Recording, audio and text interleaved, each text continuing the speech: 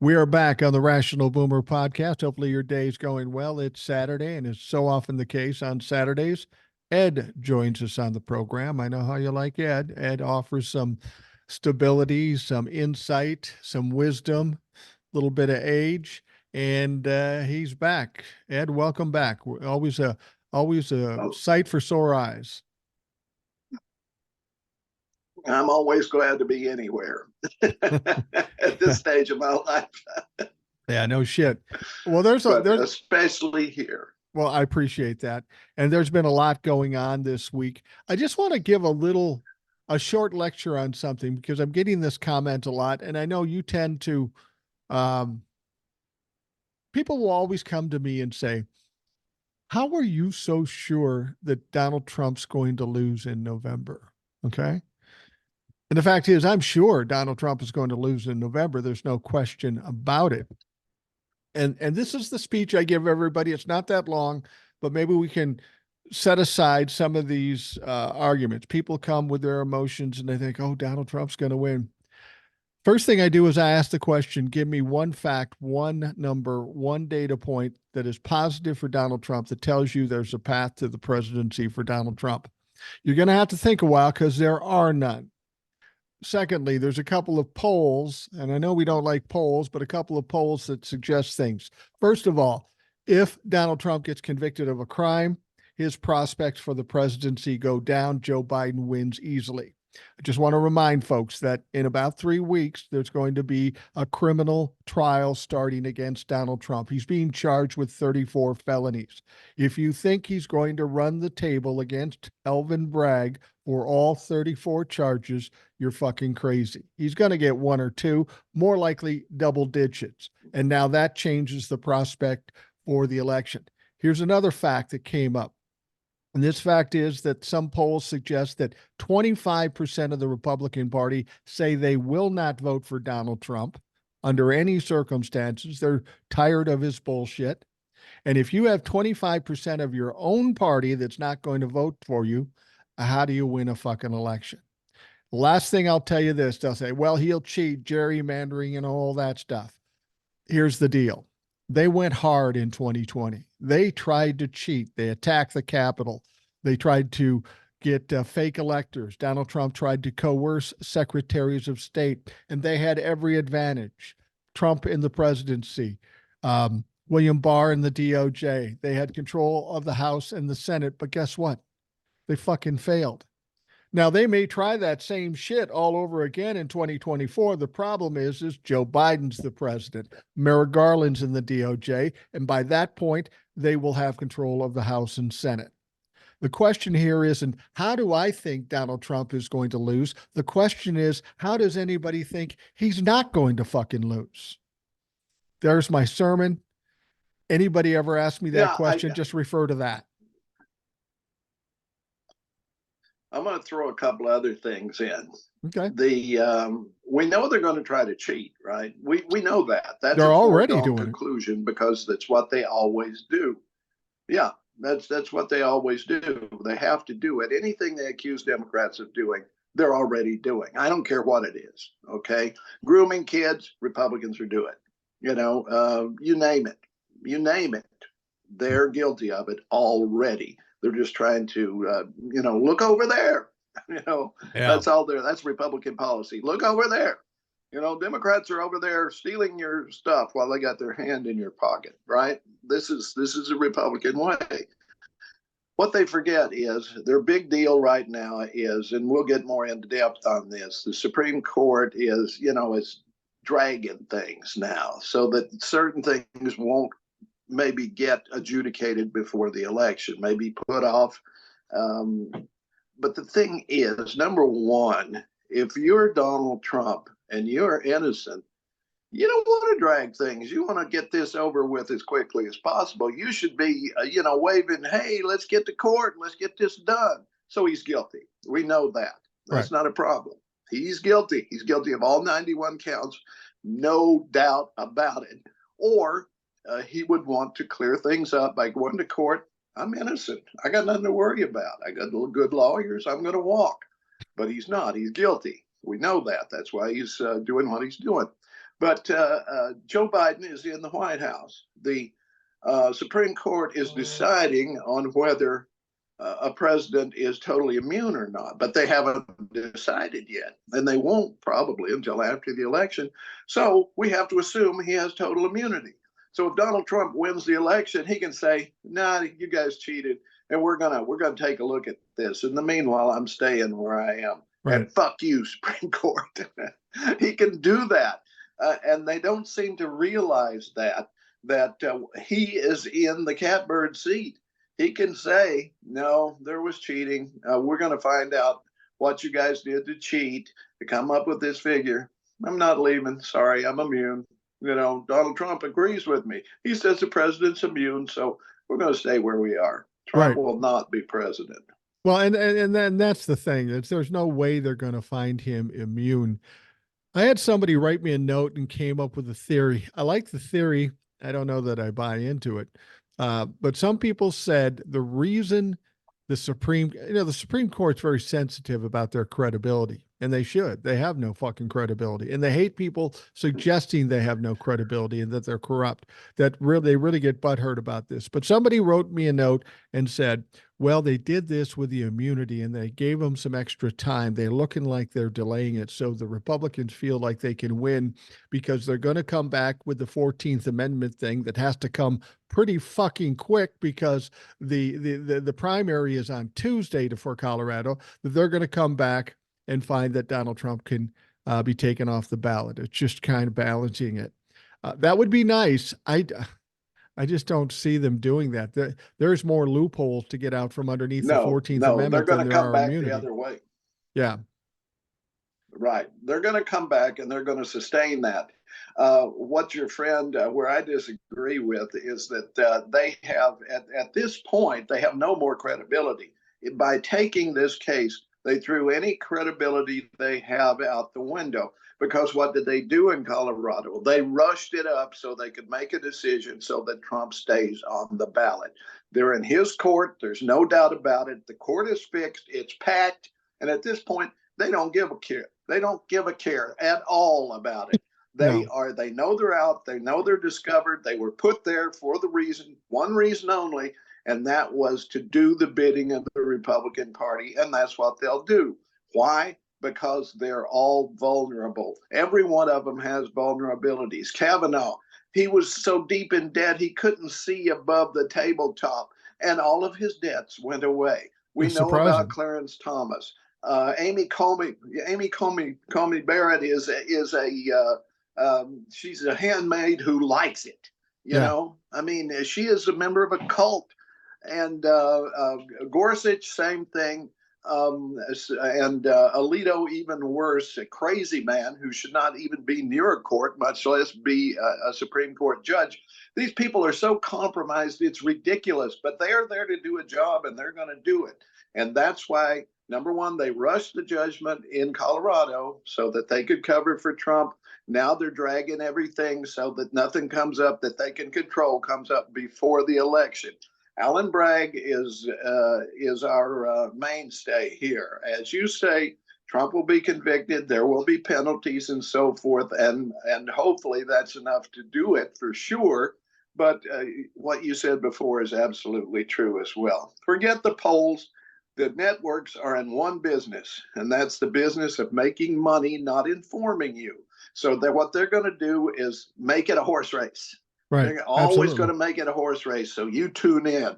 That's all there is to it with the media, right? Maybe not so much with public radio and public television and some of the newspapers, but mostly the journalism is gone. It's nothing but reality television now. And the polls are the same way. They've lost the ability to really do polling in a meaningful way. But they will spin it. They will do whatever they can to get you all fired up. So you're looking at them. And they all do it because they're in the business of making money, not informing you. Well, you know, the thing is, we don't have to count on Alvin Bragg totally to take Donald Trump out of the equation. I mean, Alvin Bragg is going to convict Donald Trump. There's just no two ways about it.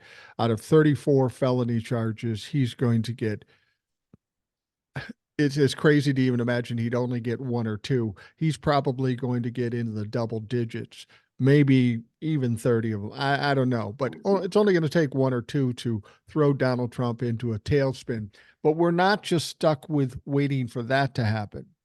In about a week's time, Donald Trump has to come up with $83 million, which he clearly doesn't have. In a couple weeks later, he's going to have to come up with $454 million. Now, he's been trying hard to delay it or trying to cut deals. I'll give you $100 million. Well, no, bitch, that's not even close. That money situation is imminent. Yeah. It's going to happen. There's no way out. And Donald Trump does not have the money. That alone will probably crush Donald Trump physically and emotionally, and that may be enough to take him out of the equation. And then we throw in the convictions. He's fucking done. Like I've said before, we've got Florida, we've got Georgia, we've got DC. Well, how many times can you flot a swine before the fucker's dead? Donald Trump is going to be hard pressed to survive what's happening in the next month. And we're going to see a much different Donald Trump when that's all over. Yeah, I think we're going to see the whole Trump family crushed because, right. The most recent judgment, there was $4 million judgments against both of Trump's son as well. And already the Saudi Arabia has served notice to Jared Kushner. If your daddy-in-law doesn't get reelected, we want our $2 billion back. So the whole Trump family is going down in flames here, and it couldn't happen to nicer people. Well, it's funny is the Republicans are still trying to push this narrative that Hunter Biden is selling influence to Joe Biden or from Joe Biden. Okay, Jared Kushner has $2 billion. Yeah. He's allowed to invest now. For people, he wasn't handed $2 billion. He was to spend any way he wants. He was handed $2 billion to manage, and he would be paid $25 million a year to do that. But the fact that the Crown Prince has said, listen, I gave you that $2 billion, but if your father-in-law isn't reelected, we're taking it back. That is absolute evidence that $2 billion was for influence. That's the only explanation for it. Yeah. Yeah. So if you're going to take Hunter Biden to court over something like this, we really need to look into fucking Jared Kushner, because there's some serious criminal shit going on there. Yeah, I'm glad you brought that up, because this once again feeds into my news media rant today.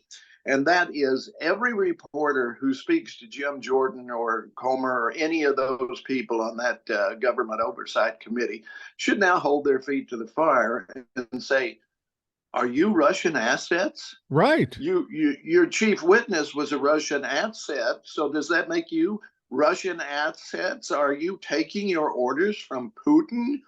Shouldn't you be in prison for this? Because you are obviously being manipulated by Putin. And don't tell us anything else, because you're lying. We see that. You've been saying this all along. We have all of this evidence, and none of it ever pans out. So at this point, why are we even talking to you? You should be in jail, because you had to know this. Yeah. The FBI warned you this is not a reliable witness, and yet you embraced him. And you had to know. You had to know. Maybe you were already being. Maybe that's why you even brought these charges. Do you work for Putin? Do you get money from Putin? I think so. I think Jim Jordan has always been on the payroll of Putin, and there are a few others. I believe the same thing about Rand Paul and a couple of others. They are actually on the payroll of Putin, and they should really be in prison. Well, I think the Republicans have buried the lead here. They're worried about Joe Biden getting a $5 million bribe. Let's say Joe Biden did get a $5 million bribe, which he didn't, but let's say he did. The bigger story is that Russian intelligence has infiltrated our FBI and our Congress. That is far more dangerous to this country than Joe Biden maybe or maybe not taking a bribe. He didn't take a bribe. There's no evidence of it. but they're trying to keep the focus on Joe Biden and Hunter Biden. Now, Hunter Biden testified and made them look fucking silly. And the Democrats made them look silly. Yeah. They're just trying anything to save their ass. I got to believe that Jim Jordan and James Comers, once this came out that this witness was getting information from Russian intelligence, they had to think to themselves, "Oh shit, they're going to try to play it cool as if nothing happened here." But I have to believe that after the election, when the Republican MAGA fucks are out of the way, there's going to be some serious investigations into those fucks, into the Republicans in the House, because if Russian intelligence has influence over our Congress, that is a call for a fucking siren to go off, because that is serious. Well, I think we've known this for a long time. We know that the NRA was distributing Russian money to various politicians. All you have to do is look and see who got those donations, and you see who's in Putin's pocket. And the Speaker of the House is one of the biggest beneficiaries of that, now, by anyway, the way. Yeah. And now, anyway, there have been others. I think you would also find that Mitch McConnell's been heavily on the take, and I'm wondering why Mitch is bowing out right at this point. If he's being forced out, or if he's just going to take the money and run to Taiwan or something, I don't know. But at this point, you got to ask yourself, too. I mean, Joe Biden asked this question: if I took $5 million, where's the money? Yeah. It's not my bank account. I don't have any other bank accounts. You know, my taxes I release them every year. All my finances are right up front. I don't have $5 million. What happened to it? You know, what am I going to do with it? Look how old I am. What am I going to spend $5 million on? You know, I mean, it's stupid to begin with. But yet we have Donald Trump that we know got millions of dollars from Russia and millions of dollars from China while he was in the White House. That's another thing they haven't even charged him with yet, but it breaks the emoluments clause. It absolutely does. And he was on the take for Russia and China while he was in the White House. We know this. We just don't know how deeply it goes. Donald Trump will be in court or in jail for the rest of his life, because after all these trials go through, there's a lot of little trials. There's a lawsuit from the Capitol Police and some members of Congress. There's all kinds of shit that's going to hit him, and it's just going to keep coming and keep coming until he keels over. About Mitch McConnell, I have a theory about Mitch McConnell. It's one of two things with Mitch McConnell. Well, one of three things. He's just so frustrated by the mess that the Republicans have become. He just wants to get away from it. Secondly, I suggest he knows what's going to happen in November, and he doesn't want to get hit by the collateral damage. Or lastly, we know this motherfucker's not in the best health. He's gotten some news that says he's going to keel over at some point in the next year, so he's going to ride this motherfucker out.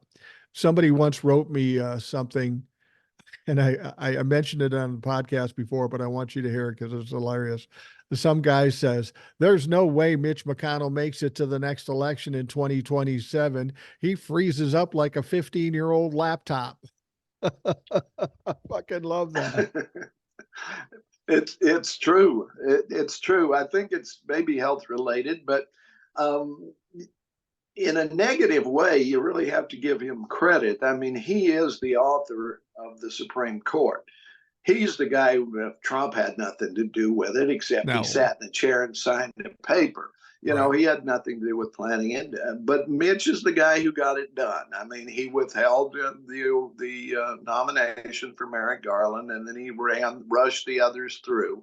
He created this Supreme Court that's trying to dismantle 50 years of legislation that made the country better, trying to turn the clock back to when only rich white men made any difference at all. And that's, make no mistake, that's what this court is put in place for, and that's what they're going to try to do.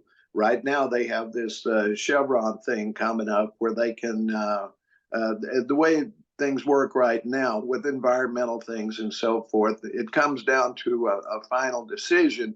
the government agency in charge is the one who is able to do it. The EPA or whoever, they can overrule a state court, for example, like the Kentucky courts could say, well, it's just fine to put coal trash into people's water supply. And the EPA says, no, it isn't. And we have the final word. Well, this case will change that. And Right. they will do that if they can, which there's no reason why they can't. So that's why we need a Democratic president, a Democratic Congress, and then they need to dismantle this court as soon as possible. So everybody who is a liberal or a right-thinking person of any stripe, you can be as conservative as you want to be, but you have to deal with reality here. Right. And see that what they're trying to do is destroy this country and turn it into some sort of oligarchy or strongman haven or something terrible. If you want to be Turkey, if you want to be Russia, if you want to be Venezuela or whatever you want to, any hellhole you want to pick, then you were on track because of this Supreme Court and this Republican Party. And they have to be stopped. And the only way they can be stopped right now is at the ballot box. And it has to be it has to be a blue Congress, a blue House. And it has to be, and they have to go after the court and the filibuster for that matter. But Right. the court first, expand it, impeach these motherfuckers, whatever you need to do. And there's plenty of room to do that. They're all vulnerable in one way or another. They really are. None of them could withstand an impeachment. No, well, no, but I think the conservatives, I mean. Right, right. I think that I've said before that when the Democrats take control of the House, the Senate, and the presidency, there should be a priority, and there's two main priorities that have to be addressed right away. That first one is codify Roe v. Wade. And why that's most important is because of what's happening to young women.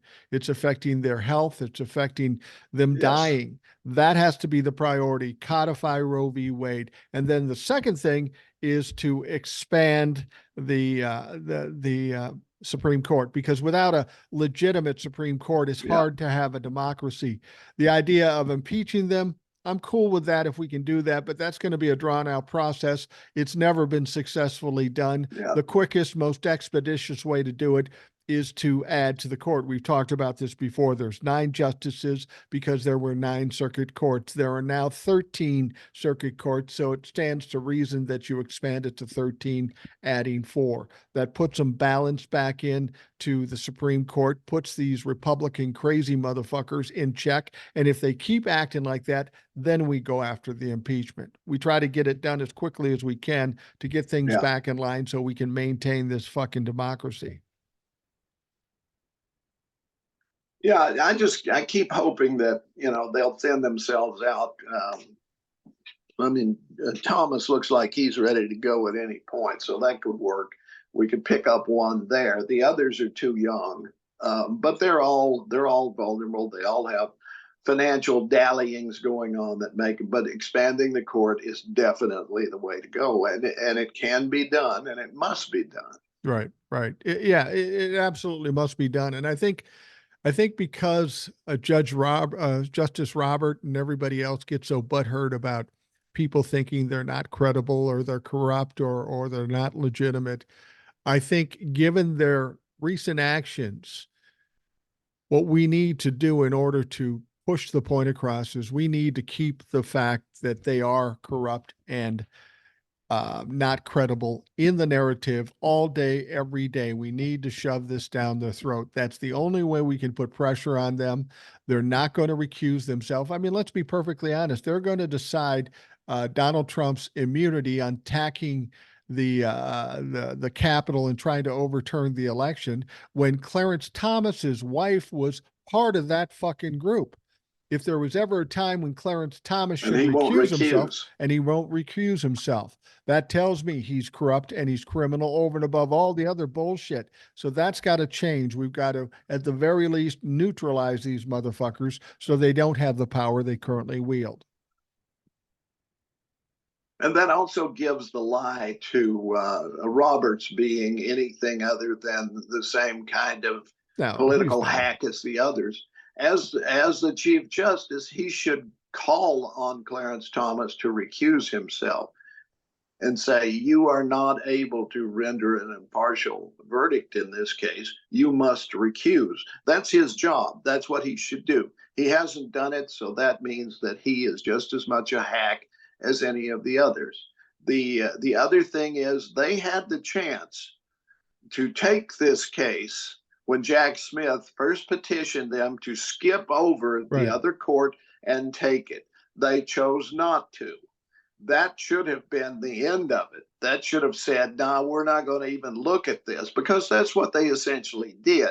They said, no, let the lower court rule. And what I fully expected and what a rational court would have done was let the lower court rule and then refuse to take the Right. appeal, I assume because the that would lower happen. court rendered a very, we all did. I wasn't even worried about it. I thought they can't be that blatant. If they have any regard at all for their place in history, any regard at all for looking like an impartial courts or anything other than political operatives, they have to refuse to take this case, because just on the face of it, you stop 4 people on the street and say, can the president kill anybody he wants and not suffer any consequences? Because that's what it comes down to when you're talking about immunity.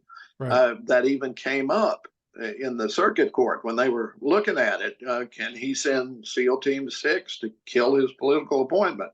Well, yeah, sure he can. That's what Trump's lawyers were arguing. And on the face of it, just anybody who isn't a Trump idiot would say, no, the president is not above the law. And that's what they're deciding. That's the simple thing they're deciding. Is the president of the United States above the law? And the answer has to be no. No one is above the law. That's it. There's no argument. Well, so there's no reason to take that case. The thing about it is that all of us gave the Supreme Court too much credit for being even a shred of a legitimate. They prove their point. They prove they're in the pocket of Donald Trump, that they are complicit, which I find amazing, because they're not stupid people, and they've got to see the writing on the wall that in November they're in fucking trouble because Democrats are in control. And somebody should throw out the fact that they're going to stack that fucking court to make them think hard about it. But if they give if they give Donald Trump immunity, they aren't going to. But if they do give him immunity, first thing should happen is we cut away to the Oval Office, and Joe Biden is going to pick up the phone and go, Director Austin, get me SEAL Team 6. I got a fucking job. Seriously. Yeah. I mean, well, this. Go ahead. No, I'm just saying this is absolutely a crisis. Our democracy is hanging by a thread, and Donald Trump is the one thing that could break that thread. What greater threat to this country have we seen that's more than Donald Trump in the last 20 years? There is none. I would quibble with that in one way. As a direct threat, absolutely. But I see Trump as a symptom, not as a disease. Sure, the disease started with Reagan, and that is the idea that there are some people who should be able to accumulate vast fortunes that are not controlled other than by them, that we cut their taxes to the point they can accumulate billions and billions of dollars. And when you let that happen, you might as well give them an unbeatable army, because that's what that amount of money is equal to. Right. And that's what it was. Not even Mitch that made the court. It was the money that made the court. It was the Federalist Society who gave them the list. It is this insane allowing of accumulation of capital untouched that creates these potentates that become just like the Gilded Age, when we had the robber barons and these industrialists who controlled these vast fortunes. And the only thing that saved us from them was the Depression that knocked those down. Right. I really don't want another depression to do that, but we can do it legislatively, but we have to do it. We have to convince your uncle and your grandpa and all of these people that for some reason have lost their critical thinking skills to believe that Republicans in some way have some regard for them and their success, because they don't. All they are geared toward is making these rich people even richer. And Trump is nothing but a tool of this vast wealth. And that's the problem. And it must be addressed. We need to raise the taxes once again so that if people want to use their money to make money, they can do that. We can give them tax incentives to do that. But they cannot be allowed to continue to accumulate these vast sums, because we see what they do with it. I always point out the difference between Elon Musk and Dolly Parton is one of simple humanity. Yeah. Elon Musk sends his car into space. Dolly Parton feeds people and gives kids books and does other things with her millions that benefit people. Elon Musk does not. And that's the difference. And all of these people who are contributing to this right-wing takeover of our country, turning us into nothing but a third world, well, you supply your own dystopian nightmare. That's where we're headed, and it's because of the accumulation of capital, period. Well, you make a good point about Donald Trump being the symptom. Donald Trump is not an evil genius. Yeah. Donald Trump may be a little evil. He's certainly not a genius, but he is little more than a tool, a puppet, a conduit for a lot of other evil, intelligent people. People like Mitch McConnell. Mitch McConnell loved Donald Trump, not because he had great ideas, but because Mitch McConnell could manipulate him easily enough. And that's how the wealthy people, the corporations, and other political people see it, whether it be Vladimir Putin or somebody in Congress. They see this guy's weakness, that he's easily manipulated. And then they push along their agendas through him. He's the face of the evil. He's not actually the evil. He becomes evil because he's part of the whole process. But you're absolutely right. This problem we have in this country is spread out far and wide. And it came to the epicenter of Donald Trump because he was the one guy that could deliver all their sick fucking thoughts. And so we essentially have to cut the head off the snake so they don't have those inroads anymore. And Donald Trump is the clear target for something like that. Unfortunately, he's in a position right now that he can't get out. People always say, well, if this court case doesn't make it till then, if this court case doesn't make it till then, that'd be fine if there was just one court case. But there's so much shit. It's so insurmountable. He can't get away from everything. He's going to get swatted. It's just a matter of which one's going to get him first. Well, from your lips to God's ear, as they say. Yeah. I mean, this is my ideal. That he goes down and he goes down hard. I want to see him in an orange jumpsuit. I want to see him in Rikers Island, trembling as they slap him into a cell. This is what I want, because he's earned it. But he is guilty. We know he's guilty, and really the only reason he's running for president is to try to keep from going to jail. We know that he announced so early so that he could head off some of this stuff. And the real failing here on the left is that they did not begin the cases against him soon enough. And for that, I blame the DOJ, whether it's Merrick Garland or whatever. They needed to start immediately. They did not. They started with the little fish, the people from January 6th, prosecuting them when they should have gone for the head. You always go for the head of the beast. That and they makes didn't. sense, and it had They a lot went for to the tentacles.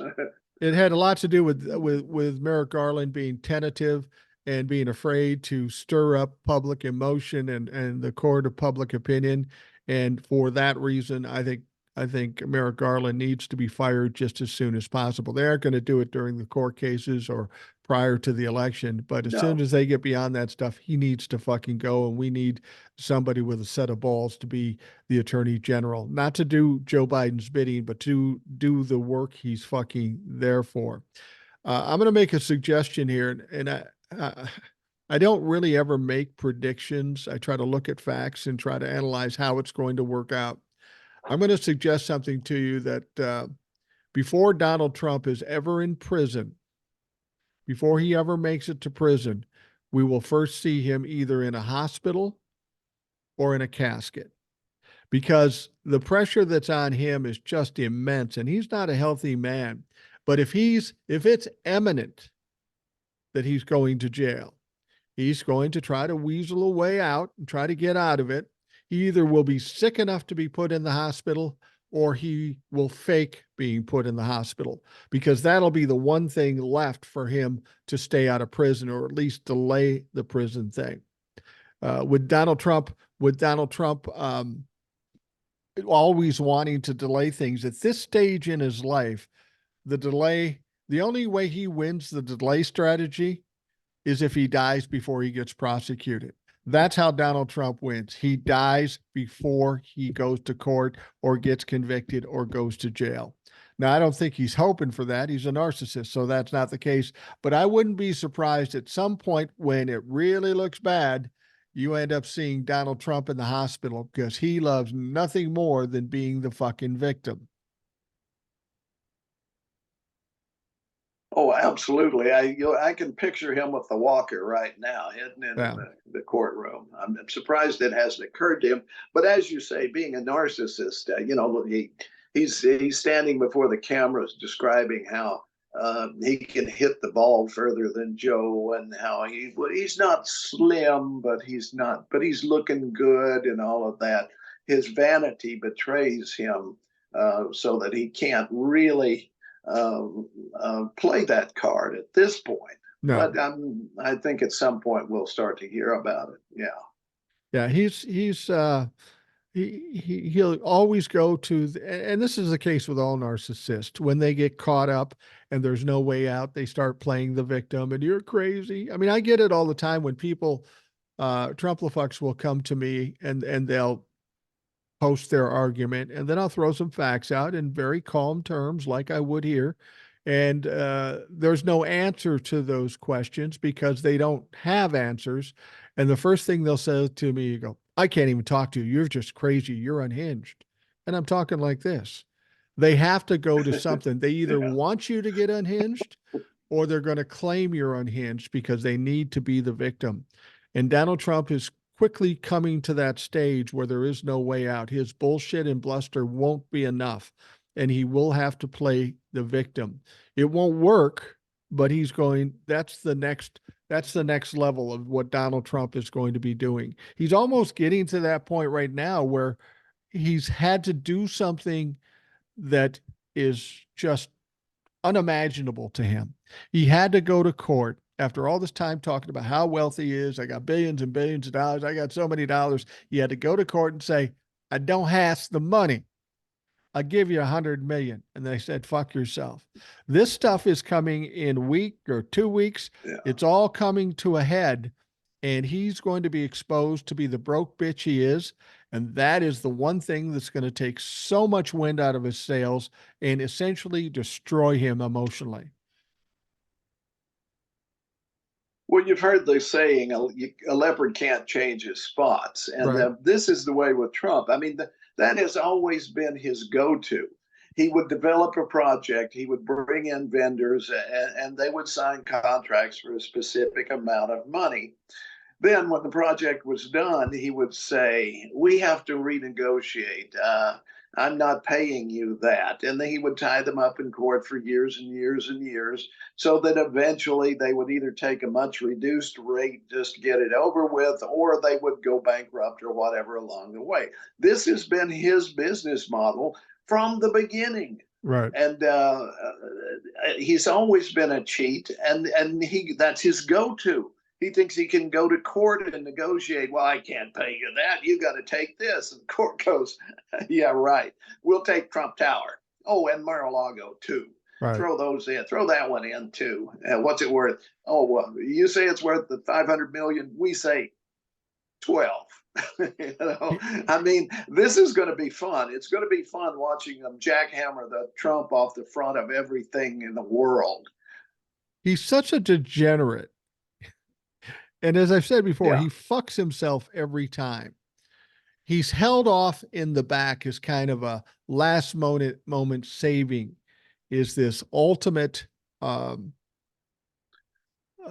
merger and this going public with this Truth Social thing. People have said to me, well, if they do that merger, he could get $4 billion. Well, it's not going to happen fast enough. But Donald Trump could not help but fuck himself on that one. He owns 90% of Truth Social. And if they do the merger and go public, theoretically, he could get a lot of money. It's not going to come quick enough for him, but theoretically he could. But now that's in jeopardy. And I don't know if you heard this story. He had two co-founders with him on Truth Social. Co-founders with Truth Social. These guys happened to have been on The Apprentice, so he just grabbed anybody off the fucking street. They together own about 9% of Truth Social. Now, Donald Trump owes 90%. And if he put this merger together, theoretically, he could make a lot of money. But it wasn't enough for Donald Trump. He wanted to screw those two out of their 9%. He diluted their stock. And now they said, whoa, wait a fucking minute. And we're not going to have this. We're not going to go through all this stuff and get fucked out of this money. See, Donald Trump wanted to give that money to his kids and his wife and stuff like that. He wasn't happy with 90%. He had to get that now. He wanted it all. And that's Donald Trump's problem. So now these fuckers have gone to this Delaware Chancery, which is like a judge, and said, something fishy's going on here. Let's be honest. There's been a lot of fishy shit going on. The fact that they can even do the merger seems weird. But this one situation, this one stupid little thing is going to fuck Donald Trump up, because they're going to put a hold on this thing and it may not happen at all, because Donald Trump got greedy for 9%. This is what Donald Trump does every time, and he's fucked in this situation. Exactly. And I had to laugh when I saw it. Number one, I couldn't believe anybody would come up with that much money for such a turkey. Yeah. Because without Donald Trump, let's face it, at some point, Donald Trump goes. He's not going to live forever. And at that point, Trump Social is just so much air. It's nothing. It's only Trump. People go to Truth Social because they think Trump is going to post there. That's why they go. And that's all that goes there. I'm sure maybe some other people out of some sort of morbid fascination to see what's going on. But it's not worth anywhere near that kind of money even with Trump. But without Trump, it's a negative. It's a zero. Right. Well, if anybody wants to see what a despicable rich guy does to an app, all you have to do is look at Elon Musk with Twitter. He took that fucker, changed the name, bought it for $44 million, and now it's worth for less than half of that. Donald Trump, you can have all these ideas about what Truth Social is going to do, but Donald Trump is the face of Truth Social. He's the only thing they have. Beyond that, it's a fucking site where people are selling crypto. Once he goes to jail, then what do you got? If you invest in Truth Social, you're a dumb motherfucker, because you will, without question, lose your money. Yeah, I don't think I've been on X in 6 months. Yeah, I don't. I get notifications. You have, I don't bother with it. No, it's not worth it anymore. It makes no sense. No, it's none of my friends are on it. Nobody. I just don't even go there. It's a ghost town. Yeah, it's a fucking ghost town. I'll tell you what, Ed, we're going to take a quick break, and we will be right back.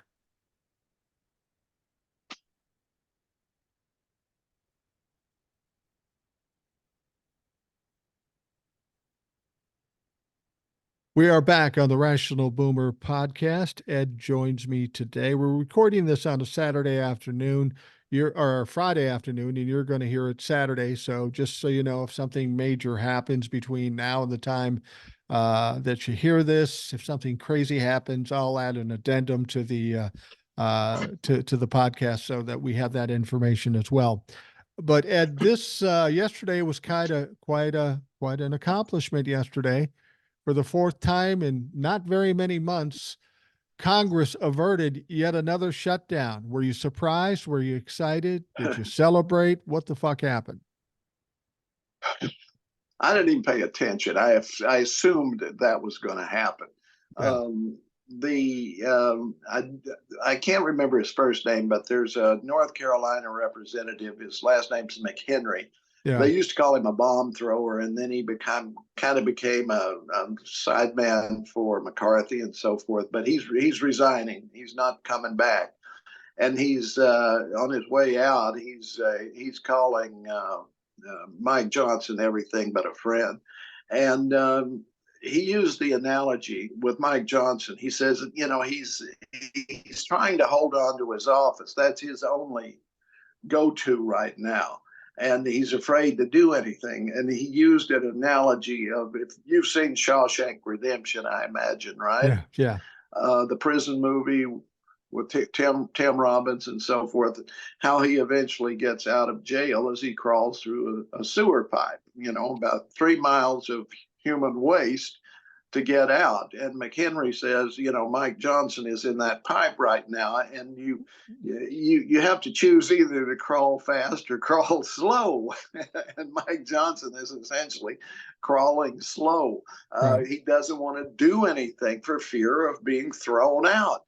And so he just keeps these continuing resolutions going. Now, we're not out of the woods yet. I mean, I think they've settled on one, but then they've got another deadline coming up in a week or so that's going to be a lot harder because it's got a lot more controversial legislation involved and so forth. So spending bills and so forth that would have to be advanced and so forth. So we're not done yet. I do think the Republicans know if they shut the government down, that might just be the ball game. That might just guarantee that the Republicans lose across the board. I mean, they've already, you saw Biden and Trump at the border yesterday, and Trump doing his usual, they're trying to kill me, and everything was perfect before, which it wasn't. I mean, he continues to lie about the border, and everything about it is a big fat lie. But the contrast between him and Joe was pretty remarkable, and Joe even called him out. Right. Look, we can solve this right now. All you have to do is tell your people in the House to pass this bill that is the strongest bill that's ever been created.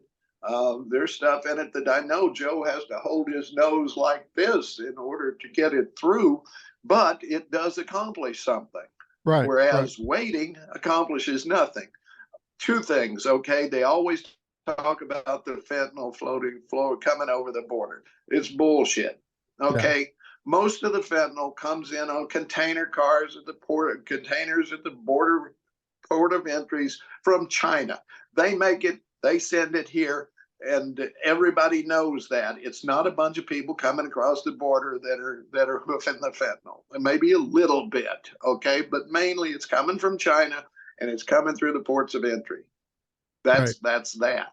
As far as the other things go, yeah, there are people getting in that probably shouldn't, but most aren't. Most are being turned back. Most people don't get in. They may come across the river, they get their hearing, and a goodly portion of them are sent back. Some right away. Others, and some do go out into the population and disappear for a while. But, what are they doing? They're adding $11 billion to our economy every year. And crime in the cities where they've sent the migrants is down, not up. It actually went down. So everything you hear about the border is a big fat lie. I just loved it when God's army went down there to change things. And when they got there, they go, well, this isn't so bad. There ain't nobody Where here. are the crowds? There ain't I nobody don't here. see the crowds. I Ain't just want nobody here. I just want to remember Yeah, you mentioned the Representative McHenry talking about Speaker Mike Johnson. I just want to remind folks that right. Representative McHenry knows from whence he speaks, because you'll remember he was the interim Speaker of the House before Mike Johnson after Kevin Right. McCarthy left. So he got a taste of it. And while he was sitting there, he says, I don't want no part of this. I don't want to be fucking Speaker of the House. That's fucking crazy. So now he's bailing, as so many other Republicans are bailing out of the House of Representatives. Some 25, 30 of them are gone. And that should be a red flag to the Republican Party as to what's going on there. But again, they pushed the goalposts back, but only a week in one instance and down to the 22nd in the second instance. They must have some kind of confidence that they're going to come together on something. Otherwise, they would have pushed it out 2 or 3 months. We hope so. I really don't see any reason to have a shutdown. It never does anybody any good. No. Ever. And that you're even, to me, anyone who is calling for a shutdown is a traitor and should be imprisoned, because really it is anti-American to shut down the government. And I feel very strongly about that. There's never any reason to do that. Work within the system that the founders set up. It was not perfect. No. Some of it's been addressed. Other things need to be addressed, but it's the framework we have. And it's based on compromise, informed opinion, and men and women of goodwill working toward a solution. That's what our country is based on. That's why it has endured to this point. And the Republican Party at this stage in history is trying to reverse that. That makes them traitors to their country, and they should not hold office. They should be at least thrown out of office, and possibly some of them imprisoned for being in the pay of Russia, or for whatever reason being beholden to Russia. A lot of them, I think, are just being blackmailed, and I include the Supreme Court Supreme Court justices on that as well.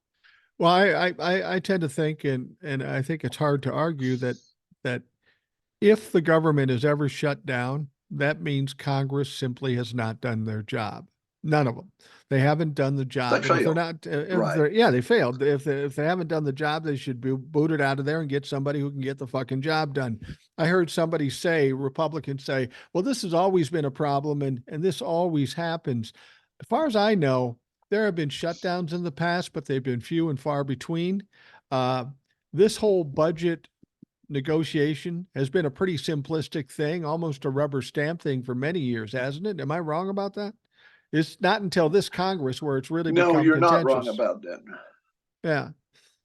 Well, I think the Democrats did it once under Reagan. They might even have done it twice, but not since. And I think they realized at that time, and let's face it, there's nobody left, very few people left, maybe Joe Biden, who from that era. But it was not good then. It's not good now. And it always hurts the people most who can least afford it. Right. Exactly. It absolutely is true. Now, you mentioned the border. Sorry, go ahead. Yeah. Just two things I want to get to before we both on the to deal with economics. But let's talk about the border first. Yeah. Well, the border, it was a very stark contrast with Donald Trump at the border, and 350 miles away, Joe Biden was there. And I think Lawrence O'Donnell has pointed out something very, very important.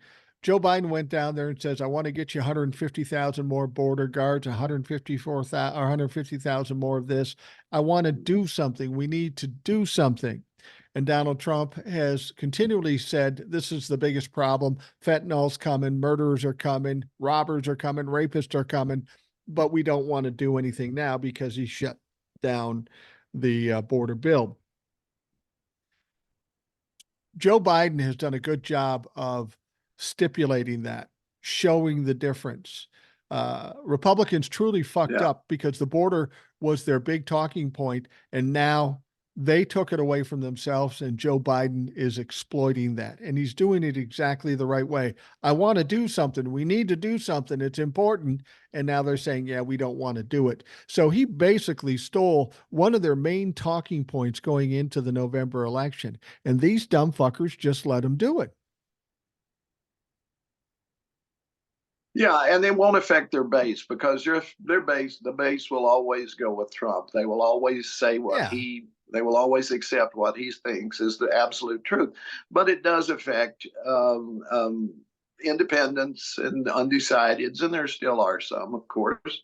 And I saw a cartoon, or not a cartoon, it was a meme, let's call it that. I don't know if you're a Lord of the Rings guy, No. but it there's Saruman and then there's Gandalf. They're both wizards, right? They used to be buddy wizards, but they're both old. They're just Right. both really old, right? And the meme was contrasting. Okay, you got Gandalf on the left. He's old, okay, but then you got Saruman on the right. He's old, but he's also in league with the really bad dark side, So make your choice. They're Yeah. both old. Okay, we get that. But Yeah. one of them is good and one is evil. And that's what it comes down to. Make your choice. Yeah. And Biden is actually trying to accomplish something. He's had a remarkable, given what he's had to deal with so far as Congress, he's had a remarkable 3 years so far Well, in getting things done. Remarkable. and the reason he's been able to get these things done is by virtue of his age, because he's smart, he's savvy, he understands how the game is played. Donald Trump hasn't a clue, and this is why Joe Biden runs circles around Donald Trump, Mike Johnson, Kevin McCarthy. He knows more than these motherfuckers. And you mentioned books. You made me feel a little self-conscious. I read The Lord of the Rings? No, I don't read that. Did I read Harry Potter? No, or some of these other things. I got to be honest, as of late, with the influence of my granddaughter, the books that I'm really into now are Bluey and Coco Melon. Oh, those are some incredible books. I've read them 100 times, and I can almost quote them verbatim. You wanted to bring up the economy, so economy's looking pretty good, Yeah. actually. Yeah, but it's looking great for some people. I mean, I'm doing well. Yeah, I mean, I'm making money. I mean, my 457 is just going crazy. I'm making more money on that than I did when I was working. right. It looks very good. So yeah, that's terrific. But I saw two things that gave me pause. One was, did you follow the Burger King debacle? The Burger King, They decided they were going. Their CEO decided they were going Wendy's. to do surge pricing. That's Wendy's. It, It was Wendy's, not Burger King. Actually, pardon. it was Wendy's who did the surge pricing, and Burger Well, King Burger kind of King stuck is it. doing it. Well, Burger King was going. They were going to do it too, but now they're Yeah, backing off. yeah, But yeah, I mean, this is insane. I mean, this is just another example of we raised the prices during the pandemic and we use that as an excuse to raise prices, and now we're not going to lower them, right. even though we don't have that pressure anymore. The price is the price, okay? But the surge pricing is one thing. The idea that just because more people are going to come to your restaurant during lunch, that you raise the price during lunch, okay? The other thing is, I saw the CEO, I believe it was General Mills, and they have a new advertising thing going. It's called cereal for dinner. They're Yeah, I pushing saw their that. I saw that cereals for for dinner. dinner. Now, to me, this is a cynical way of perhaps making people feel good about something they have to do. I don't have enough money to buy hamburgers, so I'm going to get some Cheerios to feed the kids for dinner. maybe throw some broccoli on the side and you got a meal. Number one, the cereals in this country are not healthy to begin with. You might as well just give them a bowl of sugar and a spoon, right? But this drives me crazy that we're seeing this kind of cynicism among the companies, and there are very few of them. We should also point out they needed to be broken up, and Right. this is my deal. Break up the corporations, break them up now, break them up in little tiny pieces. Right. Because anytime you have a corporation, you got something bad. There's no good corporation, none. Show me one. I My can't wife. think of one. Can you? No, I No, you can't. can't. My wife is a big cereal eater. I am not, but my wife is, and my wife is a big cereal eater, and she sent me out yesterday to get some cereal. And I was thinking about this story about cereal for dinner. My wife will do that from time to time because she likes to do it. But I go in there to buy a Yeah, box of Wheaties. The price on that box of Wheaties was $7.50. And I'm thinking to myself, why would I have that right, for dinner when I can buy 2 pounds of hamburger for $8? It makes no fucking sense. It's not right. a bargain. It doesn't save you money. It's certainly not nutritiously better for you to eat fucking Cocoa Puffs for dinner as opposed to a hot dish or something like that. The whole thing is ridiculous and it's all about greed. And here's what I know about greed. They never know when to stop and they always fuck themselves over in the long run. Right. They ask too much money. You know who's starting to feel that pain right now? Higher education. People are now saying doesn't make any financial sense to go Yes. to college and get out and get a job and make no fucking money. Better off getting certifications or starting a business or something like this. They always take it to the point to the point where they fuck themselves over and then they got to scramble to try to get back any semblance of what they once had. Oh, absolutely. I've been beating this drum for years. When I went to college, I went to a state college, right? Back in the 60s, the late 60s, early 70s. My tuition it was on the quarter system, not semester, but on a quarter system, it was under $200. And that was for, the books and tuition, under $200. Now, so I would work during the summer. So for 3 quarters, that's around, let's be generous and say I bought expensive books and other stuff and it was $1,000. Okay. $1,000 per year. So I may be over I went to college for around $5,000, right? That was in the 70s. And a car back then was a brand new car was running about $5,000. So the cost of a car, you could go to college. Do you think you can go to college for the cost of a car now, even with the prices up to where they are? 1 year, You maybe. might do a year. Yeah, 1 year. Because if you're going to pay Yeah. $30,000 for a car, which seems So, outrageous to me, you're going to have to pay anywhere from yeah, fifteen to me thirty too. thousand dollars a year for any college for a year. Yeah, exactly. And that's a state college. If you want to do a private college, double that probably. Absolutely. Some of them anyway. So yeah, it's vastly outpriced, and it's what are they saying? Well, we've learned a lot since the 70s, so so you have to pay more to learn more. No, it's not the case. I mean, there's been a little more history. So if I want to be a history teacher, I have to pay double what Ed paid to learn to teach history. Or I want to be a lawyer. So and lawyers and doctors, forget about it. My Yeah. God, I mean, you probably worked for your first 15, 20 years just to pay back your student loans. And, I mean, rich people can, I suppose, afford to send the kids to medical school or law school. But who else? I mean, you have to look at it and say, will I ever make that back? Or will I come out of college with the equivalent of a mortgage? That's what it comes down to. That's why the millennials aren't buying houses because they've already got a mortgage. It's called my student loans. Exactly. And if they And can't this buy is just houses, insane. And I don't, I, yeah, if they can't buy that houses, impacts the whole economy. economy. Yeah, exactly. If you can't buy houses, you're not selling houses, the economy is fucked. You know, with the medical part of it, you have to understand in most cases, you don't blame the doctors for the amount of medical care. Um, I was talking to my doctor, nice lady. She's in a clinic. She's just your GP. I was talking to her about the high price of medical, and she says, "Yeah, I know what you mean." And I said, you know, none of us are getting rich having to pay these medical bills. And she says, hell, I drive a 2011 Toyota Corolla and I live in a 3-bedroom house just down the block.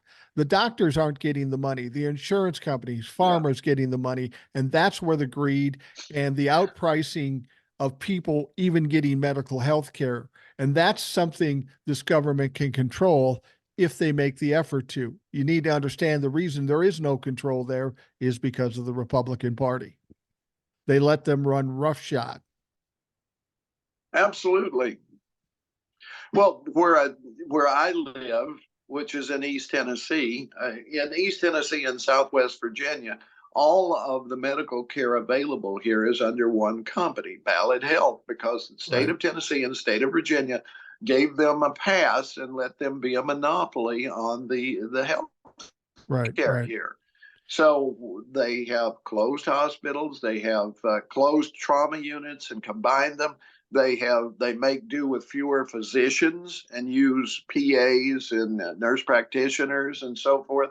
I see a doctor, but I have relatives and friends who haven't seen a doctor in years Right, right. because when they go to the clinic they go to, there may be a supervising physician, but mostly it's physicians assistants and nurse practitioners, and they do a great job, but they're not doctors.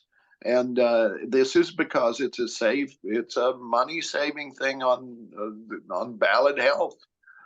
And I was beginning to wonder if they were deciding whether or not they were going to renew my insurance this year, or the Ballad Health would accept that insurance. It came down to the wire within 2 days of when I would have had to have either gotten different insurance or not gone to the doctor for a year, because Yeah. it got that close with the negotiations, and that should not happen. No, no, you know, people should get the health care they need to do the best to keep them alive and healthy. That's the very least this country can offer the people.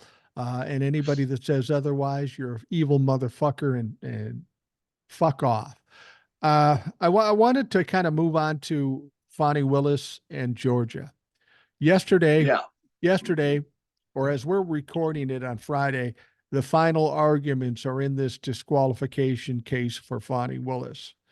And this has been long and drawn out. There's been a lot of shit spewed out, people embarrassed, and all that kind of shit. But even to this point, there still has been no evidence that suggests Fani Willis needs to be disqualified.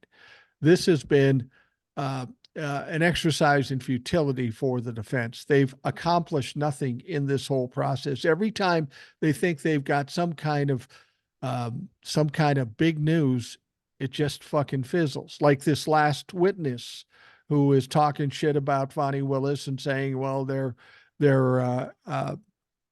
relationship goes way back. And then when he's asked on the stand, he goes, well, that was just my speculation. I don't know for a fact. And now we're finding out there's a lot of emails between the defense attorney and this clown has an axe to grind with Fani Willis and Nathan Wade, because he got kicked out, because the whole fucking thing is a mess and it's been nothing but a waste of time. Exactly, and it should never have been allowed to go through, but I guess they felt they had to in order to cross, to make it appeal proof, so to speak. They'll approve anyway. They'll appeal anyway, of course. But yeah, we've gotten a real education in obfuscation and legal maneuvering between Trump and all of these other people that are involved. Let's face it. Okay, in this particular case, there have been so many people who have already pleaded guilty and essentially thrown themselves on the mercy of the court, that you barely need to try this thing, because No. if all the chickens are guilty, so's the rooster. That's what it comes down to. So let's get this thing moving. Let's get it done, because what difference does it make if the prosecutor, if Fani Willis, what difference does it make if she's in a relationship or something? It It has doesn't. no bearing. It never has had any bearing. It has no Period. it has no bearing, and on the defense team, there's None. two people that are fucking married. So that's kind of hypocritical. But let's just say there are no Yeah. chickens to point to Donald Trump as being wrong. Lest we forget that Donald commits the crime on an audio recording where we can hear his voice fucking doing it. How much more cut and dry do you fucking have to have?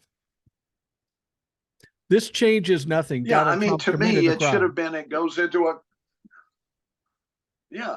I mean, to me, it was so cut and dried that a judge should have just been able to bring a gavel down and say, lock him up. Right, You know, we heard him. He's guilty. Lock him up. right. Yeah, it should have been. We don't need any juries. We don't need a grand jury. We don't need anything. Lock him up. He's guilty, because it's obvious. It's just so obvious, and most everything is. When you get right down to it, there may be. What's the word I want? I guess we've been tarring people with innuendo for so long. Back to Hillary. I mean, she was a murderer. She was this, she was that. Her emails, none of it amounted to a hill of beans. I Right. mean, she killed the ambassador in Tripoli and all of this stuff, and nothing ever stuck because there was nothing to it. And yet it kept her from being president. People are all concerned about Well, trials going beyond the election. Okay. And I want to see what you think about yeah, this. That's only an issue if Donald Trump wins the election. And as I've said before, there is no right. path for Donald Trump to win the election. I hope some of these go past the election because tell me if I'm wrong here. If these trials go beyond the election and he's no longer running for president, doesn't that make Donald Trump even more vulnerable in those cases? I mean, he's got nothing. He doesn't have a bully Of course pulpit. it does. He's Got he's gonna nothing. get fucking Yeah. destroyed. If Donald Trump loses the election, which we assume and knock wood that he will, he's doomed. I mean, all that's left for him is to fly off to North Korea if they haven't seized his plane by then. But which would be great if they did. I think that would hit him where he lives. But no, I mean, he knows this is his last ditch effort, and that's why he's pushing this. And I'm just amazed that he can find lawyers to work for him since he never pays them. Yeah. That's the insane thing. Well, I think up to now, up to recently, he's been having to pay them in advance up front, because that's the only way to work for Donald Trump, and that's why he's struggling so much for money, and that's why he came out and said, you're charging too much. Maybe we should cut your prices. Like the lawyers are going to fucking do that. Donald Trump has no leverage in this situation. He needs lawyers. Nobody wants to work for him. They're going to say, no, Don, we're not cutting the prices. You either deal with us or get somebody else. But there is nobody else to get. So Donald Trump is really, really caught in a corner. And as I've said, I only think he needs a few convictions to really just do him in. So I hope some of these go past the election because that will ensure that he will be in court or in jail or somewhere in between for the rest of his fucking miserable life. Yeah, I'd like to see them having to bring him out in an orange jumpsuit and shekels from one trial to another and then put him back in the cell at the end of the day. That's my dream for Donald Trump. Well, and yeah, but make sure he does it on a stretcher too, so he gets the proper sympathy. Oh, they're wheeling him again in another time. Yeah, yeah, and that his base at 25%, they'll stick with him. Yeah. They'll stick with him to the grave, and they'll mourn his passing. It'll be like Elvis every year. They'll show up at his grave. Oh, he was the greatest thing ever. I'm to the point now where I don't even look at the interviews with Trumpers because Mm, they have so lost the ability for critical thinking. I did see one the other day where a guy couched something saying it was Biden to a woman. Oh, he's terrible. He's obviously an Alzheimer's patient. And then he goes, oh, wait a minute. I'm wrong. What I meant was Trump. Oh, and then she switches gears and immediately justifies it. So it's just to watch that to me is it's a bit depressing to see someone that far gone who can, on a moment's notice, just spin on a dime and argue the opposite that what they've just been arguing because you changed the context. right, So that tells me that somebody is a believer, not a thinker. And if right. you're a believer only and you can't think, then I pity you. I really, really do. Well, the question I have is do these people truly believe it, or are they supposed to? Are they supposed to? They just can't admit that they're wrong. I mean, with some people, like the narcissist, like my Yeah. father, like Donald Trump, they will never admit they're wrong. And that's one thing Donald Trump will never do. He never says he's wrong. He'll never say he loses. Is that what these people are doing? I mean, because the facts are so obvious, it almost seems silly to continue riding on that train when you know it's going off a fucking cliff. Well, I always put it in religious terms because the two are related. You either accept what all the scientists who have dedicated their lives to studying the earth and its creatures tell us that no, the world is not 6,000 years old. It's 2.8 billion or whatever the figure is, 3 billion years old. And we can prove this in so many ways. And they can explain why the earth is not 6,000 years old. And yet, if there is someone who cannot accept that, they're a Trump supporter. It's the same phenomenon. It is this idea that if the world is not 6,000 years old, everything I believe explodes. Now, Yeah. there is a middle ground. You can be a devoted and a devout Christian and still believe that God chose to use evolution to create the world and so forth. That's a very possible thing to do.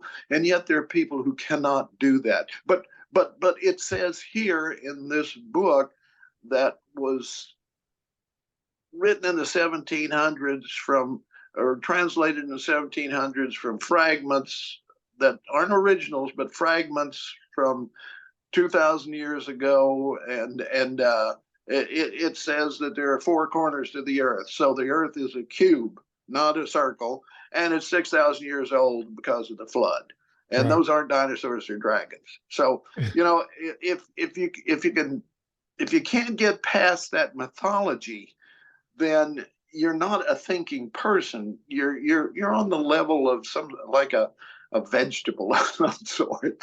I'm sorry. You just you've got to get past that. There is evidence. You can see evidence. You have none. You have no evidence for 6,000 years old, and we have all kinds of evidence for the actual age of the earth and the size of the universe and the distance between us and the sun. And we know we go around the sun doesn't go around us. And just because you have a book that says something different, that means the book is wrong, not the science. I will say she's only 3, but my 3-year-old granddaughter thinks the world revolves around her. I'm just saying we're going to have to teach her otherwise. Well, You she's know, right. well, Yeah. she's right, at least in my world. But anyway, one of the Yeah. things that I think is the most egregious thing about the Trump lovers is how they've co-opted the flag and Christianity. It really bothers my wife about the flag because she Uh-huh. feels like she can't put up the flag without people thinking she's a Trump humper. And she says, we got to get that back. And I agree with her. The other thing is with the evangelicals and the religious right and all this stuff, they've given Christianity a bad name because there are plenty of Christians that don't believe like they believe, Yeah. plenty of Christians that don't support Donald Trump. Unfortunately, they spill this bad image over all of it. And that's one of the things, the flag, Christianity, and any number of other things we've got to sort out once we get them out of the fucking narrative, because they've really done a lot to damage a lot of things in this country. Yeah, I feel the same way about the flag. I grew up pledging allegiance, saluting, all of Yeah. that. When I was a kid, when I was in the army, and so forth. It really troubles me when I see them alter the flag with green stripes or something Yeah. like that. To me, that's Sacrilegious. actionable Yeah. action. Yeah. But when I see a pickup going by with two flags on the tailgate fluttering, I think to myself, there goes a real American, in the same way that when I go past a dollar store, I think, wow, quality products at an affordable price. Dollar store patriots. Yeah, absolutely. Absolutely. They are, getting back to Fani uh, Willis, what do you think is going to happen here? Both of us agree that there is nothing that shows she's should be disqualified. Do you think that's how it will play out? We've got a judge there that seems pretty legitimate, but he's tied to the Federalist Society and he's kind of Republican. You don't think that he would actually find her disqualified any more than the if Supreme he Court's going to find does, him immune, Donald Trump immune?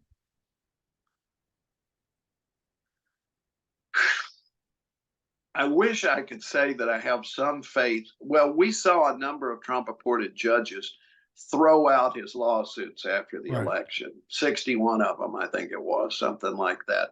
The judges said there's no evidence, we can't see this, they threw them out. Now I'm hoping this judge, it depends on the amount of, it depends on A, his character, and B, the amount of pressure others are bringing on him. If he sees, well, I'm a judge now, but this could destroy the rest of my life and people may come and kill me and my wife. If he's getting that kind of pressure, then it's anybody's ball game. If Yeah. he is a strong character and he sees that this is just a junk lawsuit or a junk charge in the beginning, and it has absolutely nothing to do with the conduct of the trial, which it is true. Now, if he rules other than that, then he has no legitimacy at all. Right. So either way, he's screwed probably. I mean, he either rules correctly and suffers because of it, or he rules incorrectly and suffers because of it. So I don't envy him, but it is pretty obvious that there is nothing there that in any way contributes to the guilt or innocence of the people charged here. It does not affect that. So he has to rule. If he's legitimate, he has to rule. Let's get on with it. There's nothing here to remove this person because she has done nothing to be removed for. Let me ask you this then. If she's not disqualified, people realize it's all bullshit. It's been nothing but a waste of time. Then does she come back at them with indictments for obstruction of justice? Because that's exactly what this has been. It's been an obstruction of justice. I would say if she's smart, and I believe she is, or we wouldn't have gotten to this point, Right. she will just revel in the victory that there is nothing here, press on, get the convictions. Right. That I will be agree. her validation. Uh, But I think that's after what she'll do. I think that's what she should do. afterwards, when she convicts Donald Trump and all the other people in the RICO case, and she's sitting around there reveling in her win, do you think she gets a wild hair and says, "Those motherfuckers, I got time now. I'm going to get them for fucking obstruction"? Well, I certainly wouldn't blame her. No, I wouldn't blame her. We're going to wrap things up here in a sec. I just want to bring this up because there's another hearing going on, and it's down in Florida with Judge Aileen Cannon. Uh, Jack Smith surprised everybody saying, "Why don't we start the trial on July 8th?" And then, of course, Donald Trump's team came in and said, well, let's wait till after the election. And then they said, but if we're going to, let's do it August Yeah. 12th. What was your gut feeling about that? Because that surprised people that Jack Smith came out and was willing to put it off till July. I think it was, I guess I feel like he was showing that he could be reasonable. And if she turned him down, then that would point that she needs to be removed. Right. That the Trump guys came back automatically. Let's push it over a little more. I mean, that's to be expected. Really, it's the ball is in her court now. Right. As to what she does here. She has no legitimate reason to. She did rule correctly on the evidence. Right. Not without a threat, motion though. That he made, but not she did not without a right. threat. Go ahead. No, yeah. Jack Smith basically said, "You fuck this up, we're going to the 11th Circuit," and she backed out.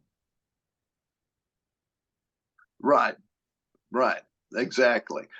And at the same time, she said, I don't agree with your point of law, but I'm going to rule for you anyway, which is kind of like, I really kind of just stupid.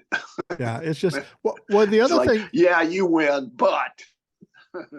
Well, the other thing too, is that maybe Jack Smith thinks he's going to be busy in May getting ready for this case in DC.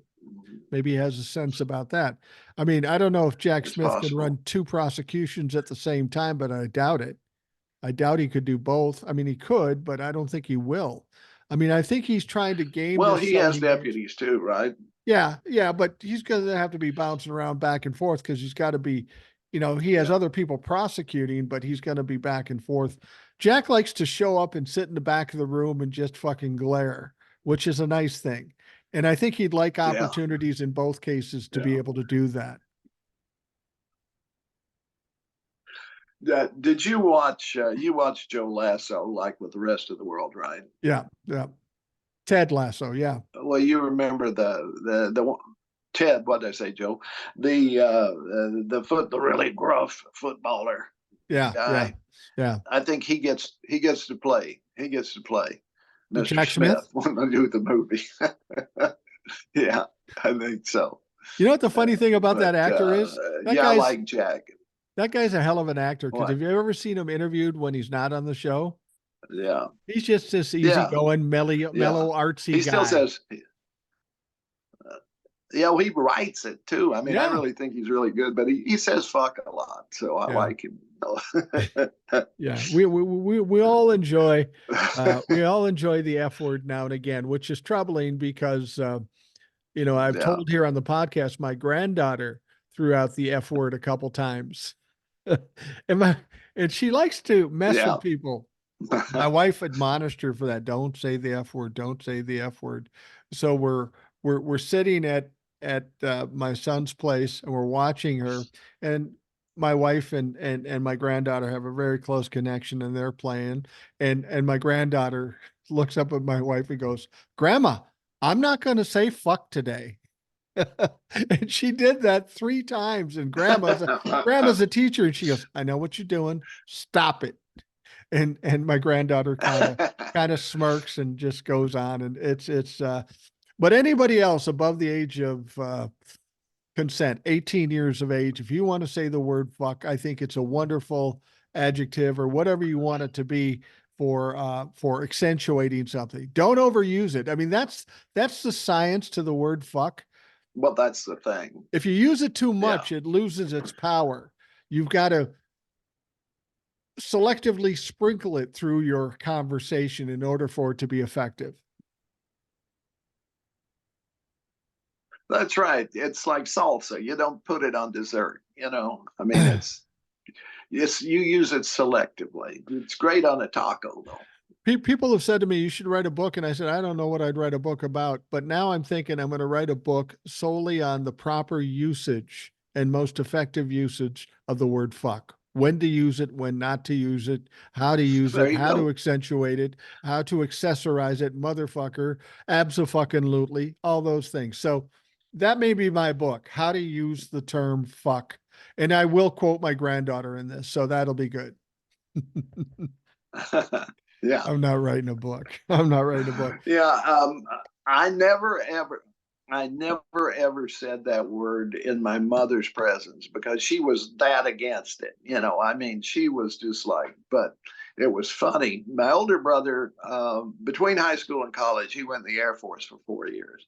And he came back, and I went straight to well, I worked for a year, but then I went straight to college and wound up in the Army afterward. But my brother spent 4 years in the Air Force, and he came home, and he had been used to being flying around the world with a bunch of guys, and so every other word was the F-bomb. And watching her come to terms with that was interesting for sure. But I mean, he finally got to the point that that he bleached it out again, but he wasn't even conscious of it. And I'm sitting over in the corner because pass me the fucking salt. What?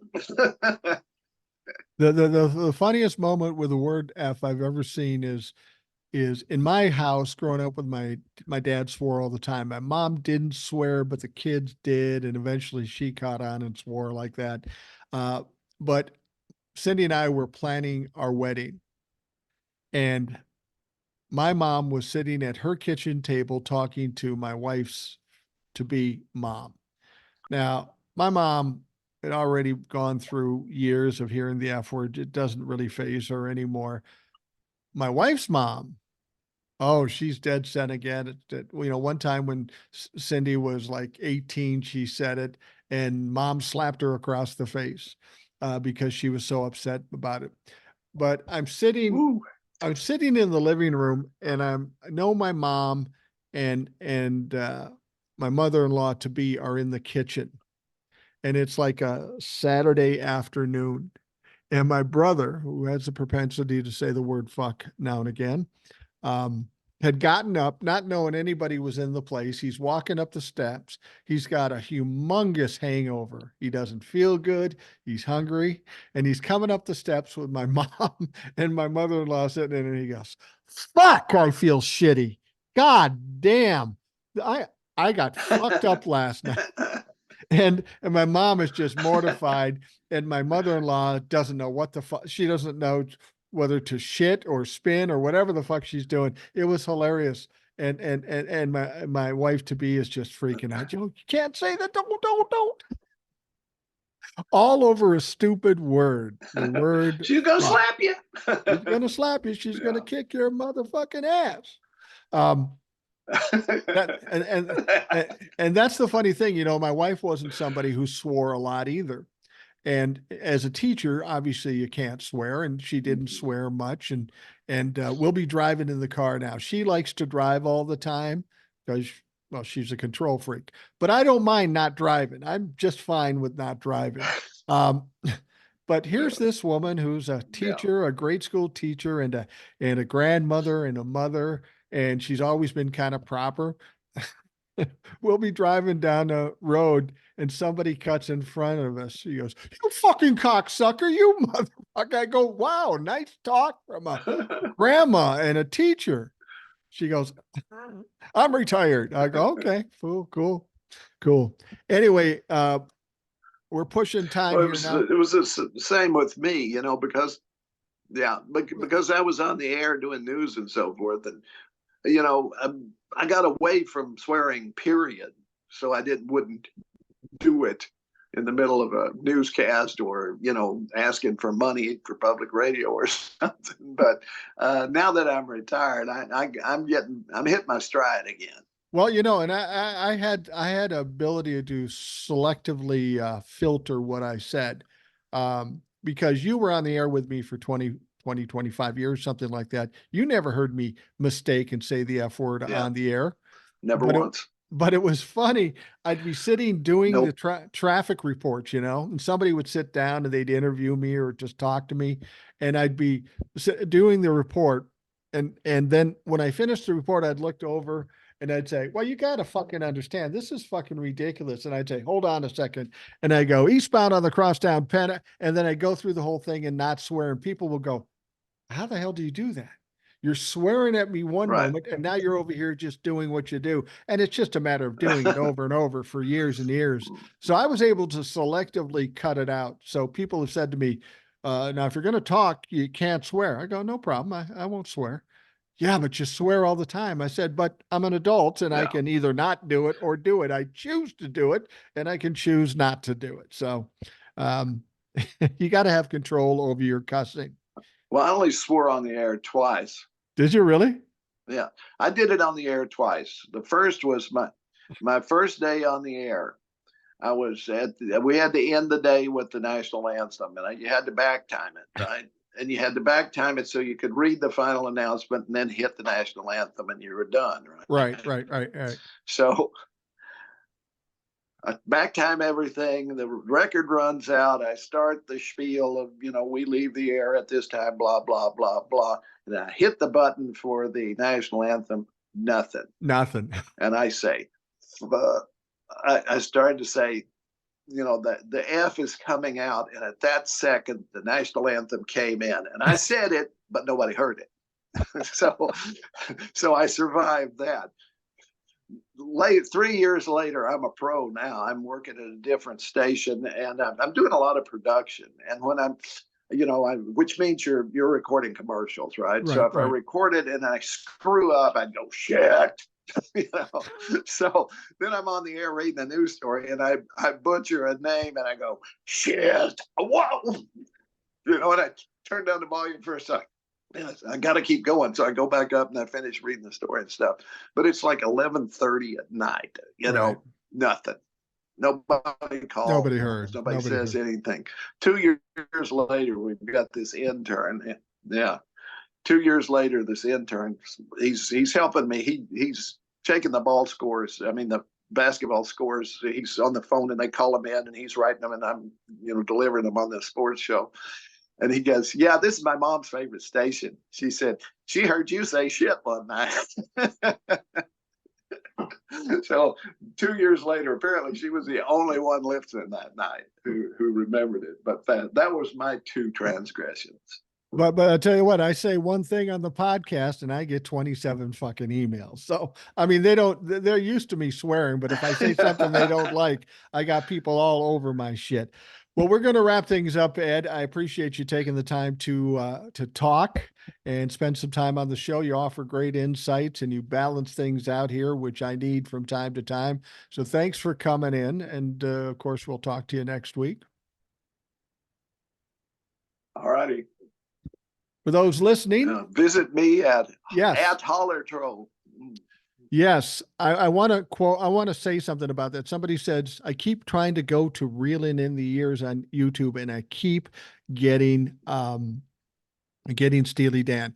I've tried the Reeling in the Years too, and it's harder to find you. Just go to @Holler Troll, HOLLERTROLL. Just go there. Forget about Reeling in the Years. That'll be like the title of it. But @Holler Troll is how you're going to find Ed on YouTube and TikTok and all of that. So by all means, check it out. I know you'll enjoy it. Yeah, and I spell Reelin, REALIN apostrophe, not REELIN. So that may be part of the problem. But don't even mess with that. Just go to @Holler Troll. It may be part of the problem, but I've tried it with Reeling in the Years and then it corrects it to Reeling in the Years. So yeah, just go with @Holler Troll and you'll find Ed. All right. Yeah. We're going to wrap things up. Thanks for listening. Hope you have a great day. And of course, we will talk to you tomorrow.